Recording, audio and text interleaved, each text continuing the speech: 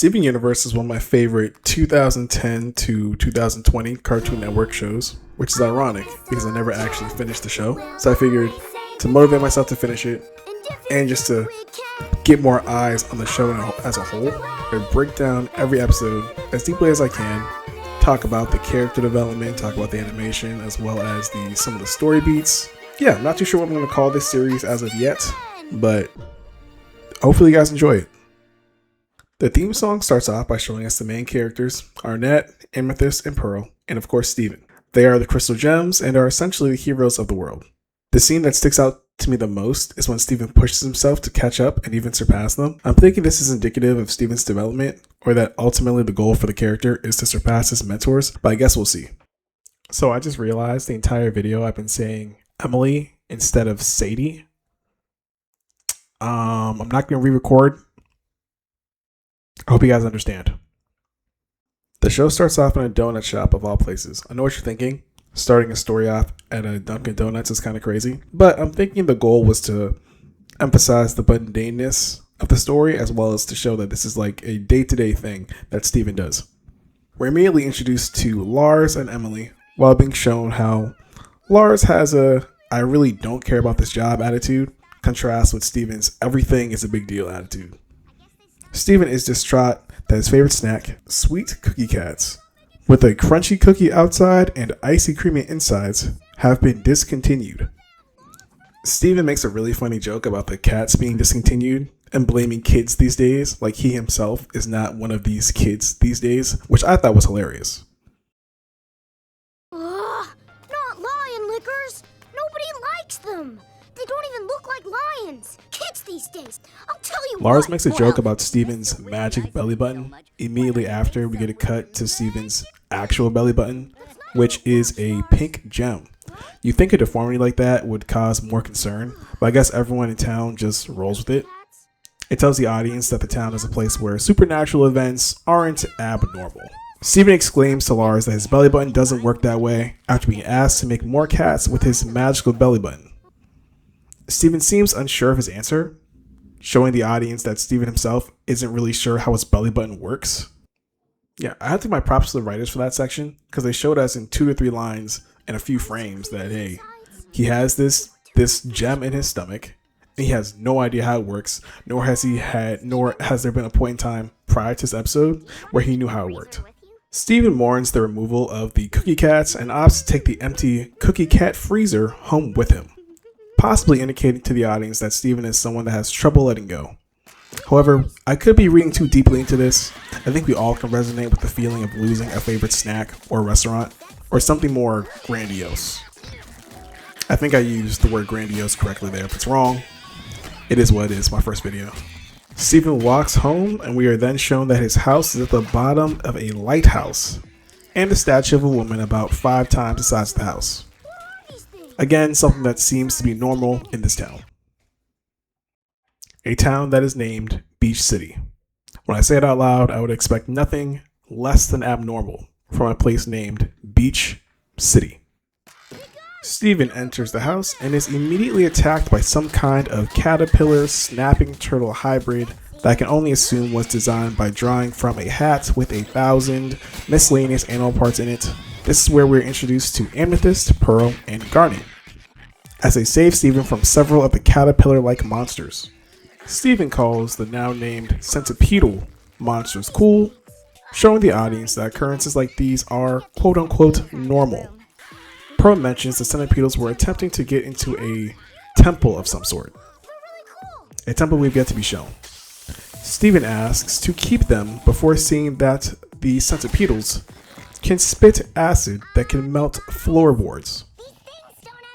The scene, albeit short, indicates to the audience that Steven is accepting and does not care what you might look like. At least that's what I got from that scene. The centipedals were extremely creepy, and if I saw one, I would banish them to another realm immediately.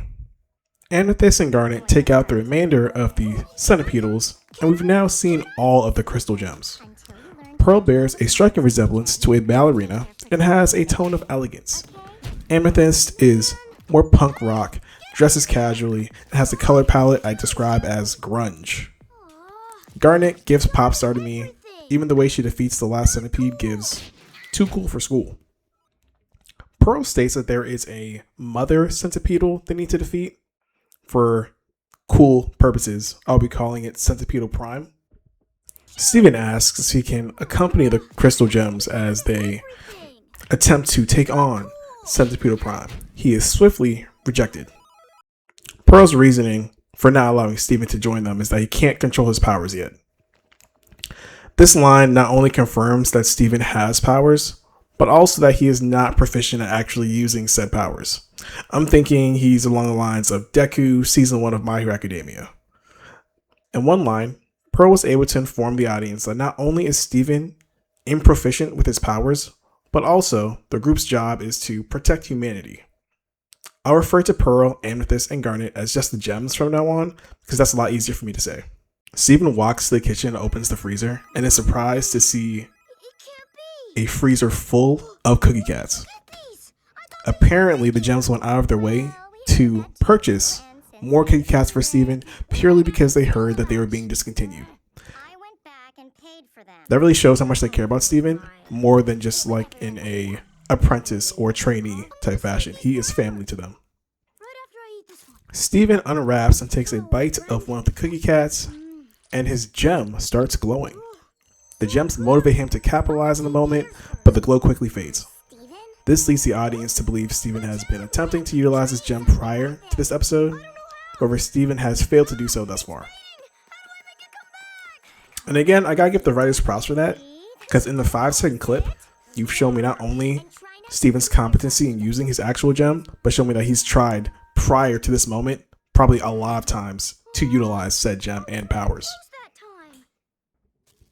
The gems explain to Steven how they go about summoning their gem weapons after Steven asks them to do so. None of their explanations resonate with Steven. We conclude that how you use your weapon varies from person to person or from gem to gem. It also appears to be correlated with their personalities. For example, Pearl summons her weapon with a structured dance, while Amethyst's weapon just comes out. And don't even get me started on Garnet, like she's too cool. She sees the whole universe. It's like Gojo, I guess. After recreating the exact setup he had before the first time Steven got his gem to glow, setting Pearl's foot correctly, making sure Amethyst was in the right place, moving Garnet's head, Steven takes another bite of his cookie cat. The same one from earlier. Great touch by the writers, great touch by the animators. That's the same cookie cat he put in the freezer that already had a bite taken out of it. I love attention to detail. I gotta give him props for that. After taking a bite, a shield is projected from his belly button. The gems and Steven are mesmerized, understandably so, as Steven accidentally launches the shield around the house, breaking the TV. Steven then assumes he summons his weapons by eating ice cream. Kind of a wild assumption, but he is a kid, so makes a little bit of sense that he'd assume that. Pearl, being the most rational of the group, is skeptical of the conclusion that eating ice cream triggers Steven's gem powers. However, they have no time to discuss because their home is being attacked by Centipedal Prime. Steven and the gems dash outside to defend their home, Steven grabbing a few cookie cats on the way. The gems get pinned down by Centipedal Prime. Steven attempts to combat Prime as he swiftly scarfs down a cookie cat. As you might have expected, Steven's powers don't activate after eating the cookie cat. Steven doubles down on his theory about cookie cats starting his powers and stuffs 3 more cookie cats into his mouth at the same time. Again, of course, his powers fail to activate. Steven's failure results in Centipedal Prime destroying the cookie cat freezer that Steven got from Lars and Emily. Steven begins to mourn the freezer.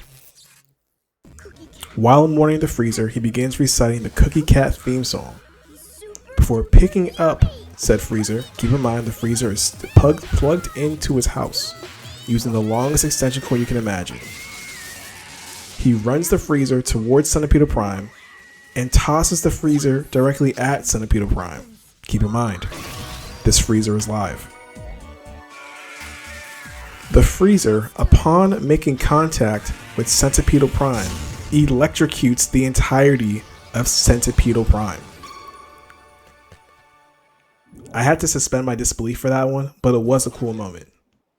The episode ends with the Gems consoling Steven over the loss of the Cookie Cats and stating that he'll learn how to access his powers in his own Steven-y way. Hush now. Are you crying? Only a little! Well, I guess your powers don't come from ice cream. Of course they don't come from ice cream. Don't worry, Steven. I'm sure someday you'll figure out how to activate your gem. Yes. All in all, I really enjoyed the first episode. It had a good mix of action and character development. Considering it was only 10 minutes long, I feel like they did an amazing job showing me enough about Beach City as well as his relationship with the Gems for me to understand what the show was going to be building upon, as well as what the goals are. The themes of acceptance and being on your own journey as well as pacing yourself, I feel like we're already apparent in the first episode alone, and I'm excited to watch the upcoming episodes.